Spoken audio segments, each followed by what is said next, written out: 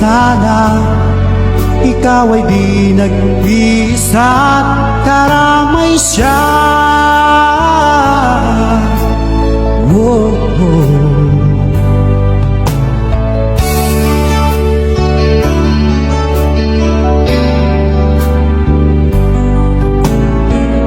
Ang ibon sa kaparangan